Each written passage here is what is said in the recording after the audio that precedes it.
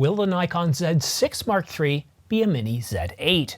Will it deliver 120 frames per second continuous stills like the Z8, but at a resolution of 24 megapixels, leaving 6K 60 as the highest video resolution mode, but also offering Apple ProRes? Well, stick around after this short message for a new full set of leaked specs for the Nikon Z6 III. But first, subscribe to stay up to date on the latest camera news. And for all the minor news stories, all those news stories not quite big enough to have their own separate video, follow me on X, formerly known as Twitter. We recently reported two sets of leaked specs for the Nikon Z6 III. The first from December the 21st, 2023, and these look quite plausible. And then a little bit more wilder, unfounded specs from a Weibo site from just a few weeks ago. But this time, the specs are coming from a known source, and they're coming through Nikon rumors. Let's go ahead and start off with the stills capabilities of the Nikon Z6 III. And this first capability, it's actually pretty good. It's pretty bold. It would fit that, well, persona of being a mini Nikon Z8. And it's 20 frames per second continuous stills. And that's RAW. It's pretty impressive. But it also can do this. 120 frames per second continuous stills, just like the Nikon Z9 can do, but the Nikon Z9 at that speed reduces the resolution down to 11 megapixels. So while the Nikon Z6 III can do the exact same speed as the Nikon Z9 and the Nikon Z8, again fitting that mini Nikon Z8, we don't know the resolution. Now it's pretty safe to say that it's going to be a lower resolution than the sensor at, well, we'll get to that resolution in just a little bit. But it's important to note that while shooting at 120 frames per second, the Nikon Z6 III is most likely going to be limited to JPEG. And the shutter speed? Well, it's not going to be anything bold like 1/80,000th of a second like the Sony A9 Mark III, and I know for a few that's really kind of, well, it's disappointing, but 1/16,000th of a second is pretty impressive, and that most likely means that it's going to be in electronic mode.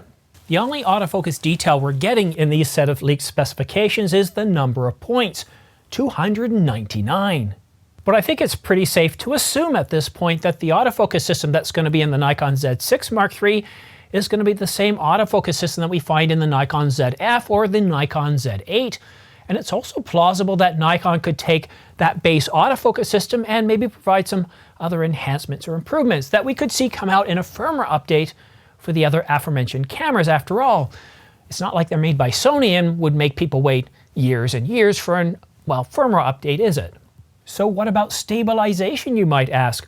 Well, the Nikon Z6 III is supposed to offer 8 stops of IBIS. Sorry, I should be using the correct terms for Nikon cameras. We're not talking about IBIS here, although it is an internal image stabilization system for a Nikon camera, but Nikon uses the term VR for vibration reduction. So 8 stops of vibration reduction, that's a good thing. But what's really nice is the brand new electronic viewfinder gets an update, sporting 5.76 million dots, the same resolution as the Canon EOS R5 electronic viewfinder. And that's a definite improvement over the Nikon Z8 and Z9, which just have 3.68 million dots.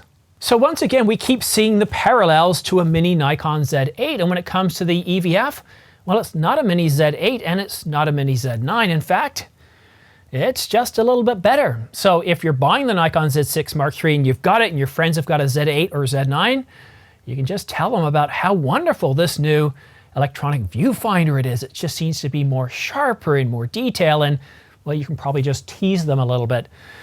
Now, as far as the LCD goes, the leaked specifications from Nikon rumors do say that it's improved. However, they don't say by how much.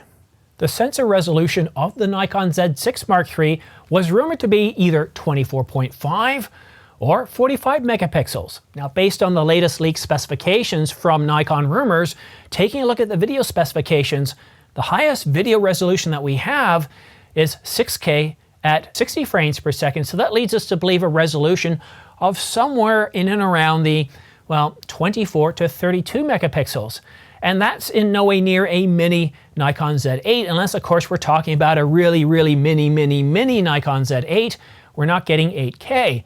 The camera can also do 4K 24, 25, 30, 50, and 60 frames per second, and that's with Apple ProRes at 6K oversampled 4K. However, the Nikon Z6 Mark III, this is the second rumor indicating this, should be able to shoot 4K at 100 or 120 frames per second.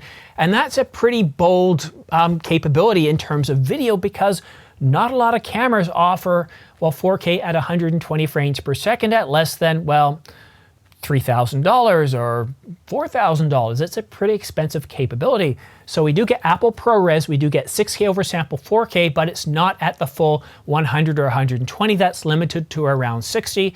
And of course, 6K is supposed to be right around, well, 24, 25, and 30. And we also get Nikon RAW. So the video specifications of the Nikon Z6 Mark III do look pretty good. However, there is one thing I want to bring up. Now, it is possible that this camera, the Nikon Z6 Mark III, could have a 30 or 32 megapixel sensor, and in that case, it would still do 6K, 24, 25, 30 frames per second. But when it comes to oversampled mode, that would allow the camera to generate something like 7K oversampled 4K, and that would provide more detail. Not as much as 8K oversampled 4K that we see on the Nikon Z8 and Z9, but still pretty impressive. So at this point, I'm not willing to call the sensor size. It's pretty safe to assume it's going to be backside illuminated, but whether it's going to get the bump up and go to a stacked sensor, that's a whole other thing. And in terms of a global shutter, that would be bold. That would be bold indeed. Could you imagine getting a global shutter in this camera? I think I'm not gonna, you know what? I think what I would rather see as a photographer, I would rather see a stacked sensor over a global shutter any day, because you get more dynamic range, better performance in low light, and I'd rather see a stacked sensor. And based on what I'm hearing with the Nikon or the Canon EOS R1 with a DGO stacked sensor, that's certainly going to open up dynamic range and low light performance. Global shutter, if we've got a fast enough image processor, and I would assume that this camera is going to have the X-Speed 7 image processor, then we're going to have enough speed that rolling shutter isn't going to be as noticeable. But you got to admit, if you're shooting with a global shutter when it comes to video, well, the video just looks that much, it's hard to put it into word, cinematic. It just looks so much better. But then again, I've seen plenty of movies, Hollywood movies that are cinematic, that are shot with rolling shutter sensors, and you know what? They look pretty good too. Still, it's a global shutter. I don't think we're fully there yet. I definitely see the advantages to it, but I think we're probably going to get somewhere around 24, 24.5 megapixels, and it's going to be a backside illuminated sensor. The Nikon Z6 Mark III, just like its predecessor, gets a single CF Express Type B card slot along with a UHS-2 SD card slot. And it also gets a PSAM dial. Now, the form factor is similar to the Nikon Z8, but it's also similar to the Nikon Z6 Mark III. So with the exception of one of the top dials, it's going to look very similar in terms of the button layout to the Nikon Z8. And in terms of the Nikon Z6 Mark II, well, it's going to be a little bit longer by around 3 to 5 centimeters and a little bit taller by 2 to 3 millimeters. And in terms of weight, well, the camera's been bulking up. It's put on quite a bit of weight, 30 to 40 grams, so that's pretty impressive. So these are the latest leaked specifications that we have for the Nikon Z6 Mark III, and they're coming from a good source, and they're coming from Nikon Rumors, so I think this gives us a good idea of what this camera is going to be. Now, some of the specifications look like, well, it is a mini Nikon Z8, and Nikon Rumors does say that there are features from the Nikon ZF and the Nikon Z8 that are going to be ported over to this camera, but at this point, he doesn't know what they are. So I'm willing to reserve my judgment. I'm not going to call this one as a mini Nikon Z8, but from what I've seen so far, it's looking pretty good. Nikon is putting some bold capabilities into this camera. Now, they could have done what Sony did and just take the same EVF that they throw in every camera and throw it in the Nikon Z6 Mark III, but no, we got a resolution update of 5.76 million dots. So that's really, that's really good. Now, I want to do a bit of a reality check here. So hold on a minute. This is another rumor. So yes, rumors can change, and there's credible rumors, and then there's completely wild-ass guesses. And what we're getting here is Nikon Rumors, in their own words, are telling us that it's coming from a good source. So I would take this as being probably 80% there, but there's obviously some room for interpretation, and we don't have information about the image processor. We don't have information about the sensor. There's some lacking information. Of course, what about ISO range? Is it 100 to 64,000? Like, well, we've seen in other leaked specifications of this camera. What about dynamic range? Well, we'll just have to wait a little bit longer for that.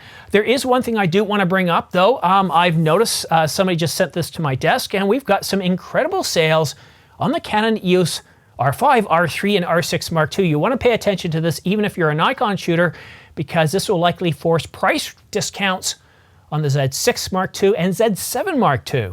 Currently, this is just at ProCam. I haven't seen any sales on Adorama or B&H at this point, but I wouldn't be surprised if they pick up on this sale and pass it on. But take a look at this. $500 off select Canon products, and it's very important that you use their online code, which is Canon Imaging USA.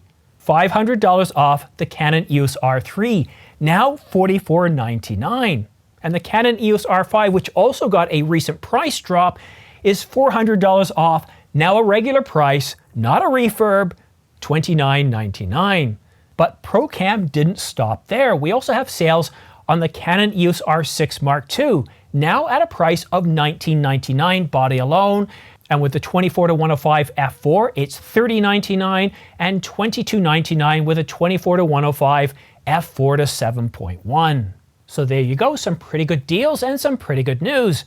And if you're interested in purchasing camera gear at Adorama, B&H, or Amazon.com, then please consider using my affiliate links down below. These ones right here, I do have them in the description. And by the time I publish this video, which is going to be tomorrow morning, if we do see the sales on the R5, I will automatically update them in the links down below, so you want to check those out. But I want to say a special thanks to everybody that has used my affiliate links. I couldn't do this channel without you. It's one of the biggest ways you can help fund this channel without it costing you anything in any way whatsoever. For transparency though, it's important to let you know I do get anywhere from 2 to 12% back. It just depends on where you purchase from and what you purchase, but thank you to everybody that has used my affiliate links. It makes a huge difference, and I'm really looking forward to 2024. The Nikon Z6 Mark III will probably get an announcement within the next couple of months. And judging by the prices, these inventory clearing prices from Canon, we'll probably see a refresh of those two cameras pretty soon. And don't be surprised if you see deals on the Nikon Z6 Mark II, Z7 Mark II, or even the Nikon Z8. At Christmas time, the Z8 was on sale for $200 to $300 off. Can you believe that? Pretty impressive. Anyhow, that's it for now. Don't forget to subscribe and follow me on X. But that's it for now. Have yourself a great day, and we'll see you again soon.